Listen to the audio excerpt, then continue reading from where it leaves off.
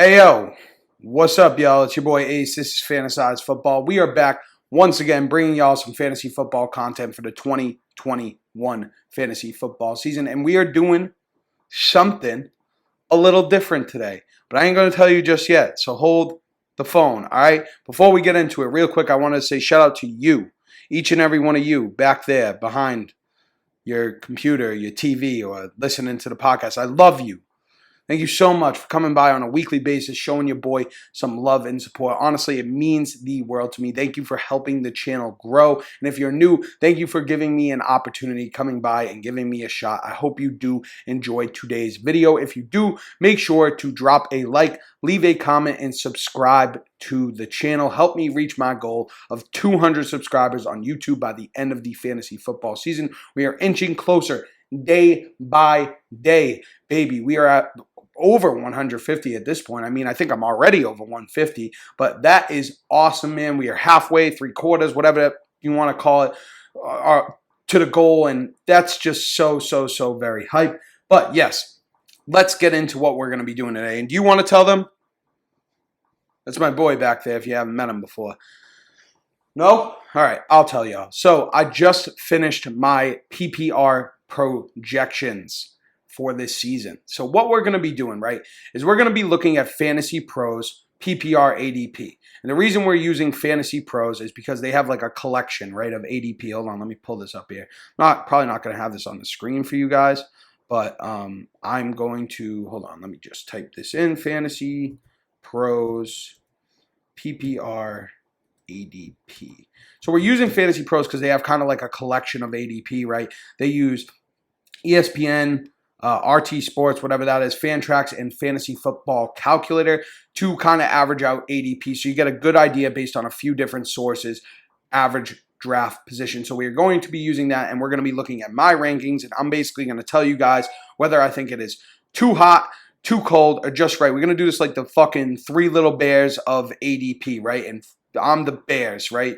Fantasized Football Ace the Bear, the Three Little Bear guy or whatever. Yeah, so that's what we're going to be doing, and we're probably just going to do the first 12 players today. We'll probably go through like the first 6 to 8 rounds, maybe a little later on once we get through like the first 2 or 3 rounds. We'll start banging out 2 at a time so that we can get this done in a reasonable amount of time. But yes, my projections are finished. My rankings are finished. I'm going to get a website going in the coming week or so. I'm going to have it banged out probably Tuesday night. I'm hoping I'll have it ready to be published sometime this week. So if you guys want to use my rankings, whatever, for your draft, or just check out my projections, whatever it may be, you can do just that. I might have some shit up on the screen. I really don't know yet. It's really going to just depend on how I feel like during this video. If not, if it's just my face in here, you're welcome. I love you. I love you so much. But yes, I'm sorry. We've been blabbering on. So we're going to just basically go through these guys, quickly say why I think it's too hot, too cold, just right, and then move on to the next guy and go on from there. So without further ado, let's kick it off. So as the 1.0, average 1.0, now it might be like 3.4 or 5.2 or whatever. That's because it's the collection of ADP and it's the average of those 4 different sources. So 1.0, Christian McCaffrey, the running back 1 consensus right now in terms of ADP. And I think this is just right?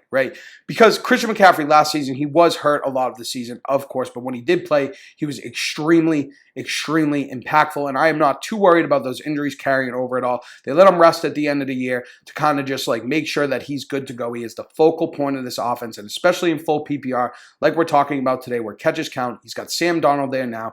Darnold's going to want to get comfortable, and who's better to check down to than Christian McCaffrey? I see it within the range of outcomes where he's easily over 2,000 yards, over 15 touchdowns, finishes as the RB1 again. He is my favorite running back. I have him as the RB1, so I am saying it is just right to pick him 1.1 overall in fantasy football drafts in 2021. That is very easy for me. Now, moving on from Christian McCaffrey to the 2.0 in ADP, that is Dalvin Cook of the Minnesota Vikings, and we're starting off a little boring because I think that is just right once again. Another guy that is a focal point of his offense, that gets catches, that is involved in the receiving game, and an offense that loves to run the ball. We know what Dalvin Cook can do. There is a little bit of injury concern, but last season he was able to stay healthy for the most part. And with any running back, man, I've said this before, but if you're new, any running back, they miss a couple of games, whatever. That's kind of to be like expected, right? With the nature of the position. By the way, if you didn't know, we're fucking freestyling this shit. So you get one of these a week. I'm not doing it in a mock. So there goes the phone machine. This is a freestyle where it's kicking it here. So Dalvin Cook, right? I think this is right where he should go. This is how I would handle it if I have the second pick. Christian McCaffrey goes, I go Dalvin Cook. So 2.0 I think is just right for Mr. Dalvin Cook. Now, moving on to the third player, 3.4 in terms of ADP in full PPR. That is Derrick Henry of the Tennessee Titans. And for the first time, that is just a little too hot for me, man. It's not burning my hand. It's not burning the tongue. But the porridge is just a wee bit too hot in full PPR for Derrick Henry. I currently have him as the running back 5 in full PPR. That could change a little bit depending on what happens with a player that we'll talk about a little later on. But Derrick Henry here, we just know he's not going to be involved in terms of the receiving game, at least not much. Maybe that changes a little bit, but now you have Julio, you have A.J. Brown. Well, I do think Derrick Henry will be extremely, extremely effective this season because defenses will not be able to focus in on him as much if they don't want to get burned by Julio and A.J. Brown. I just think it's a little bit too early in terms of full PPR. And half, this is where I like him as the third running back where catches aren't as important. But in full PPR, Derrick Henry, just a little bit too hot as the RB3, 3.4 in terms of ADP. Now, moving on from Derrick Henry, we are going to be on the fourth player right now, 3.6 in terms of ADP, and that is Alvin Kamara of the New Orleans Saints. And you know what? I'll say this is just right. Right now, I have him as my RB5, but this could change with, we'll just spoil it, with Saquon Barkley, depending on if he's good to go in time for the season, if he's at full capacity to start the season. Because right now, I have Alvin Kamara as my RB4. Actually, no, I have him as my RB4. Yeah, so no, this is just right regardless. This is beautiful. This is just right, right? He's going to be a focal point in this offense, right? Whether it's Taysom Hill, whether it's Jameis Winston himself, Michael Thomas, they are going to be heavily involved. It will be a target funnel to those two players.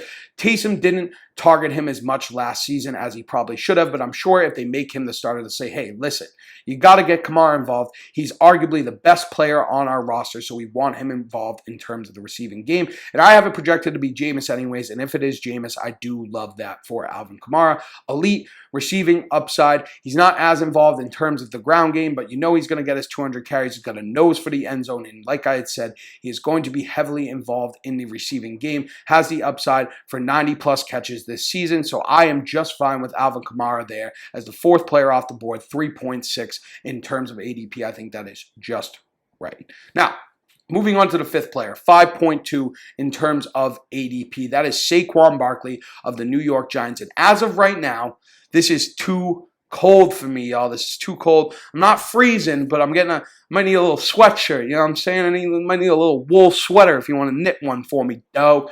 But right now, they're saying that Saquon might not be 100%, might not be ready to start the season, at least at full capacity, right? And that scares me a little bit. And if that's the case, I'd probably move him behind Kamara and maybe even Derrick Henry too. But currently, I have him as my RB3 because of the upside, right? This offense should be a lot better. Joe Judge is a great coach. I love Joe Judge. I think they'll be better with the additions of Kenny Golladay through free agency and Kadarius Toney in the draft. Hopefully, Daniel Jones can take a step forward. We know Saquon's involved in terms of the receiving game. He's been up and down due to injuries throughout his career, but when he's healthy, he is one of the most explosive, one of the best running backs in all of football. So I think that here, as of right now, depending on what happens with Saquon Barkley, this is a little bit too cold. It could end up being just right, but as of right now, I'm expecting that he gets it together. He's a freak of nature, and he'll be ready to start the season, and he'll be ready to at least be at 90%. And if he's not getting 22, 23 touches, but he's getting 18 to 20, I'm still fine with him because you know he's only going to get better as the season goes on. But now, moving on from Saquon Barkley to the sixth player, 7.2 in terms of average ADP, that is Jonathan Taylor of the Indianapolis Colts. I currently have him as the RB10, so for me, this is too fucking hot, man. I am burning up right now. I am burning up with it. want one of them Mickey Mouse Disney fans because I just think this is too high for Taylor. Don't get me wrong. I think Taylor is super, super, super talented, and he has the upside to finish top 5, maybe even top 3 at the position if everything goes his way. But I talked about this in a video last week in the top players at each position that I think could bust, 4 guys with bust potential, the most bust potential for 2021. Jonathan Taylor's got a lot of factors going on there, a lot of changes, right? Marlon Mack gets brought back. They could have just let him go, but they didn't. Clearly, they have a role for him. Nyheim Hines is involved in the pass game. Frank Reich's history with running backs, using multiple running backs, right? And then there's Carson Wentz. And if Carson Wentz sucks and this offense can't move the ball down the field and can't get themselves in scoring positions, the upside is limited for Taylor. It could be more playing time for Hines. And if he doesn't get 250, 300 total touches, then RB6 probably will not pay off. But there is the upside there. I still look at Jonathan Taylor as a first-round draft pick for fantasy football, but I look at him more towards the back end of the first round rather than a mid-first-round pick. For me, this is too hot, way too hot for Jonathan Taylor, so I think we need to cool it down here. Now, moving on to the 7th player, a player that we talked about earlier this week, 7.6 in terms of ADP. That is Ezekiel Elliott of the Dallas Cowboys. Where do I have him? Well, let me see real quick. I have Ezekiel Elliott as my running back 6. So this is just a little bit too cold for me. I would take him over Taylor, right? I would take him over Taylor for sure. So for me with Zeke, it's like last year he struggled, right? I don't think he's really washed. I won't go too much into this because we talked about it earlier this week. If you haven't checked out that video, Monday's video, check it out. I think Zeke should bounce back, Dak back, with the offensive line healthy this season. He's involved in the receiving game as well, which is always great for PPR. He's finished top 3 at the position before multiple times. He has a lot of upside. He could go for over 2,000 yards, over 15 touchdowns, right? He has that kind of elite upside. So as the RB7, I think it's worth it. We saw his floor last season, and I don't think it's going to get any worse than that. I figure worst case, he probably finishes top 10 at the position, getting him here as the RB7, the 7th player off the board. With the upside that he has with a relatively safe floor, I am fine with Zeke there, and I think this is just right. If anything, just a wee bit too cold. We're not freezing, nothing like that, but you know, we're getting a little chilly over here. Might need like a little hand warmer or something, right? So moving on to the 8th player at 8.4. That is Travis Kelce, the tight end 1 of the Kansas City Chiefs, and holy shit. Whoo! Sheesh! Too fucking hot, baby. I am burning up. I'm burning up right now, baby. I'm burning up. I just can't see myself personally drafting a tight end in the first round, and I get it. He's the tight end 1. I have him as the tight end 1. Do not get me wrong. But I look at Kelce more as like an early second-round pick, like an early-ish second-round pick. I mean, there you're getting a lot of positional advantage. Oh, maybe that's Travis Kelce texted me telling me to fuck off. But no, man, I just can't see myself doing it in the first round. I get it. Focal point of the offense. Going to get a lot of targets, probably be over 100 catches, get a lot of touchdowns. But you're just missing out on some of the elite running backs. And tight end's a scarce position as well, but you only have to start one tight end, right? And there's only so many good ones anyways. Everyone else is going to be kind of stuck with like a shit bum for the most part. I shouldn't say shit bum, but somebody that's not going to be as productive as like a Kelce, Waller, Kittle. I'd rather wait for Waller in like the 3rd round or wait for Hawkinson or something in like the 5th, 6th round instead of going with Kelce. I know he provides a lot of positional advantage, but the guys going around him are so very valuable. And if you take Kelce, you're missing out on one of them. So to me, Travis Kelce, 8.4 is just way too hot. And we're about to go on a little run. So 9th, 9.2 in full PPR is Nick Chubb of the Cleveland Browns. Currently, I have him ranked as my RB10. RB10. Yes, I have him as my RB10. So again, way too hot for me. A lot like what I said with Jonathan Taylor. A little different, but just not as involved. It's actually not like what I said with Jonathan Taylor at all. I don't know why I said that. he's just not really as involved in the passing game. Kareem Hunt's there, but they're going to run the ball a shit ton. He's one of the most talented running backs in the league. He has the upside. If he does get more involved in the receiving game to finish top 5 at the position, even if he doesn't, he could rush for 1,500 yards. He's an absolute stud. It's within the range of outcome. He's going to score a lot of touchdowns. But where he's being drafted right now is just a little bit, it's too early for me, man. I look at him as like a back half of the second round, very, very early first round pick. Way too hot, man. There's not enough upside in terms of the receiving game there for me to be taking Nick Chubb where he's going right now, which was 9.2, ninth overall. 9.2 in terms of ADP. It is just too hot for me. So let's go ahead and move on to number 10. 9.6 overall, Tyreek Hill of the Kansas City Chiefs. Chubb, these Kansas City guys, they got me sweating, bro. I'm burning up, man. I feel like I'm in a sauna right now because I've just been sitting in the heat. I already sweat all the time anyways. This is just too much. This is way too early for Tyreek Hill for me here at 10. He's my wide receiver 3. Depending on what happens with Aaron Rodgers, he could be my wide receiver 2, but I like Diggs more in full PPR as well. I get it. Tyreek Hill, lots of upside. Big touchdown guy, big yardage guy, not a huge catch guy though. And that's very important in full PPR. I don't know. Maybe he goes over 100 catches. I could be completely wrong, right? I just project this bullshit. I'm just telling y'all what I think. Take it with a grain of salt, right? But for me here at 9.6, I would not be looking at Tyreek Hill until probably after Kelce, until after Nick Chubb, things like that. I wouldn't draft Tyreek Hill in the first round. I just wouldn't do it, especially not in full PPR. So to me here, this is just way too hot. I'm burning up, and I need to cool the fuck down. So let's move on to 11.2 in terms of ADP. That is going to be Austin Ekeler of the LA Chargers. And now all of a sudden, I'm starting to get cold, bro. I'm starting to get cold. He is the RB9. And by the way, Nick Chubb, RB8. Tyreek Hill, wide receiver 1. He is the running back 9, Austin Ekeler. And I currently have him, I think, as the running back 7. Oh, let me check here. I got to pull up my RB rankings. Yes. No. Actually, I have him as the RB8.